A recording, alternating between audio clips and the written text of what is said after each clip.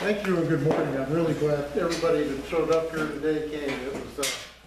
It's always gratifying to see people, and as I go to these meetings from state to state to state, that more and more people are showing up all the time. And I'd really like to thank Linda for her efforts in coordinating, putting this together, and Jeff and all the people in the local Patriot groups who got the message out and thought it was important enough to come and listen to this presentation.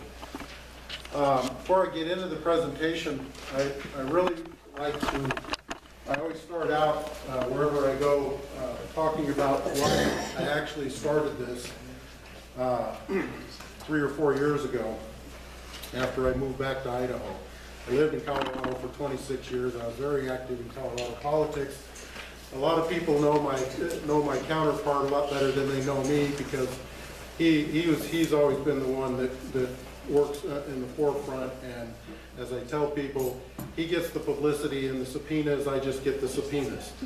I worked with Douglas Bruce for 22 years on issues going all the way back since Tabor, when I was one of the original petitioners on Tabor in the state, and it's one of the things that got me really to start being politically active, and it's also how I met the Jarvises. And I thank the Jarvis family for putting me up here. They've hosted me several times here throughout the years in different events. And Betty and all her family, the kids, the grandkids, they're all wonderful people, and I really appreciate what they've done here locally and how they've helped out on our various efforts over the years. But one of the things I talk about first off is why I'm doing this. And I forgot to bring the picture because I always have the picture, but there's really 2 reasons of what kicked me into motion. And the first was the event of 9/11 that brought things full circle for me, as I'll explain shortly. Over 20-some years between where I started in the intelligence business and where I wound up by the year 2001 and what I was doing. And the 2 people that I normally dedicate these presentations to are one of my former senior systems engineers that worked for me in New York in the World Trade Center and was there on 9/11 on the 97th floor with Marsh McLennan, and she died that day. Her name was Nancy Nguyen-Go. Chinese American, 2nd generation. She was a wife, a dutiful daughter, a wonderful mother. She was an immigrant who came, her parents came over when she was a little girl. She naturalized as a U.S. citizen. She went on to obtain her bachelor's and master's of computer engineering. She was one of the smartest, most brilliant engineers I ever had on my staff. And she had requested, after I had decided to terminate my business in New York, to remain in New York on the Marsh McLennan contract until it naturally ran out, because what I started doing was terminating some of them unilaterally, some of them I let just run out naturally. So that when I started pulling out of New York in 2000, and she was one of the 5 still remaining on contracts, and she died that day in the towers. And her body was never recovered, no remains were ever recovered. She was somewhere in the 3,000 that they never found. The other one I dedicate this to is my former business partner who died in 1996 of pancreatic cancer. A lot of the things you'll see in the book are a result of his teaching and mentoring and thinking. I met him when I was in the intelligence business. And Larry Notfest, he was an extremely brilliant man. He taught me more about human behavior. The chapters on the Warby paradox, in chapters 7 and 8 on the Warby paradox, and about conspiracy, power elites, and how things actually work in those arenas are primarily due to his teaching and the things I learned from Larry. As I start the book, and as I normally start out the presentations, I try and explain a little bit about why am I here? What am I really doing here? What am I trying to get accomplished? I think it's important for people to understand when somebody presents a point of view to them that they understand something about who that person is and why they're telling you these things they're telling you. I was born in California, raised in, and graduated from high school in Idaho, of all places. And in that upbringing, I learned a heck of a lot of things about, in my household, my mother and father's house, you learned from day one about the Constitution, you learned about the Republic, you learned how economies work, and you learned all about science and technology, and how the world around you and the universe works. Especially with my mother, because she was very much she was a very curious person all her life.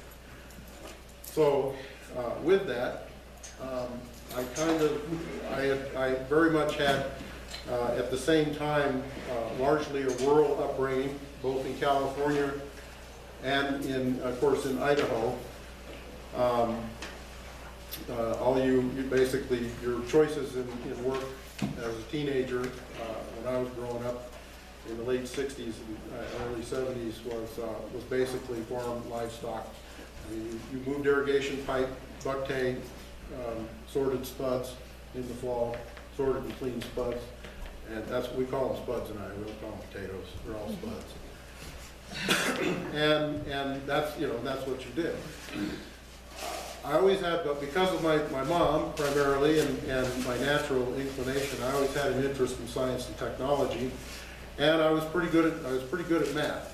And because of that, in the early 70s, when the draft was still on for Vietnam, of course, every high school campus had military recruiters show up. And I like to take tests, so I said, oh sure, I'll take your test, whatever. So they came and they gave the first series of tests. And when my scores came back, they said, say, we'd like to take the second series of tests. So I took the next series of tests, and then they said, gee, we want you to take another series of tests, only this time you have to come down to the recruiting station. When I found out, I got down there, the third series of tests I had to take behind the locked door with a Marine Guard standing outside. And then this guy came out from Washington and sat on my mom and dad's couch and said, based on your son's scores in certain areas, we'd like to offer him this kind of work. And so he looks at me and he says, son, how would you like to travel the world, work in and out of embassies, and be kind of like an electronic spy? And I'm sitting there going, well, let's see, move irrigation pipe, buck hay, travel the world, work in and out of embassies, be kind of an electronic spy. Gee, Dad, I'm not going to be here to fix the baler next year. And that's kind of, but what happened was I fell into a world that if I hadn't had the upbringing that I had, my life would have turned out very, very differently, because I would have, once I went into that black hole, I could have never easily come out. But because of in the next 6 years, which I spent in the military portion of the defense intelligence business, working for the Naval Security Group, which was, and I was going to ask, is there anybody in here? Is there anybody in here that has served in any of the military cryptologic agencies? AFA. You were in the Army Security Agency? Okay. And are there any military veterans in here? Great. Okay. And military veterans have some feel for the intel business. In the Navy, I don't know what they call them. I don't remember if they called them spooks in the Army. Did they call you guys spooks? Yeah. Okay. And in the Naval Security Group, we were one of the most closely aligned. We had the largest research and development labs, and most of the systems that were developed with the agency for military deployment in the ASA. I worked for I was farmed out to all of the different branches: the Army Security Agency, the Air Force Security Service, Naval Security Group, and the Marine Intel detachments. They were basically part of us in the Naval Security Group. All of those were a sub-arm of the National Security Agency, and they had various classification levels and compartmented intelligence levels that they worked at. All of those groups have since gone away under the 2004 Intelligence Reform Act that was signed by George Bush and created what's called the Defense Network, the Director of National Intelligence. And the Defense Network, the Director of National Intelligence. there's 16 agencies that were absorbed under the Director of National Intelligence, and there's now the agencies that I started with, what are called the Service Cryptologic Agencies, or the SCAs, they no longer exist at all. They're gone. They've been absorbed into the DNI. And the NSA, of course, is still one of the largest agencies in that group. But after I left the agency, I spent another 7 years, over 6 years, still in the defense and intelligence complex systems procurement business, building, basically on the other side of the mirror, building systems that we delivered back into the National Security Agency. When I had had enough of both of that, that's when I went out and became a commercial systems engineer, began building systems across all different industries, but primarily focused for most of the time after 1990 in the banking financial industries. And that's how I wound up on Wall Street, and that's how I wound up for the last 5 years of the 90s, from 95 to 2000, primarily working in the World Trade Center. Between 95 and early 2000, I spent approximately 300, almost 300 nights in the World Trade Center Marriott, staying there. They gave me a permanent room there. I could leave, come back anytime. My room was, I just left my clothes and everything in there, and I spent so much time there, they just gave me the room. And most of my engineers that came from out of town, they stayed in the World Trade Center Marriott as well. So by the time the 90s ended, I had 1 million and some Marriott points built up, which I still haven't burned off to this day. Those experiences is what led me to pull out everything I compiled between 1974, when I started into the agency, and when I finally decided that things had gone severely awry in the financial world, and we were doing nothing but building a giant casino with the odds stacked completely in the house's favor in Manhattan and around the world. That's when I decided I'd had enough of both worlds, and I just walked away. I started terminating my business in 2000. I gave up approximately $1.5 million a year in direct net billing revenue, just in Manhattan alone, and started trying to warn people, you better watch out for what's coming the rest of this decade. Well, of course, in 2001, 2002, I was insane. According to everybody, my relatives, my friends, Jeff, you're crazy. Nothing's going to happen. Look, we're all making money, our housing's going up, you don't get it. And I said, I built the damn thing. I was part of the ones that built the damn place. I know how it works. It is going to come apart like you have never seen in history. When I left New York in 2000, the total notional value of all derivative instruments worldwide was $200 billion. Does anybody know, other than the people I already told, does anybody know what the current listed value of all, the notional value of all derivatives afoot in the world is? 90 trillion, maybe?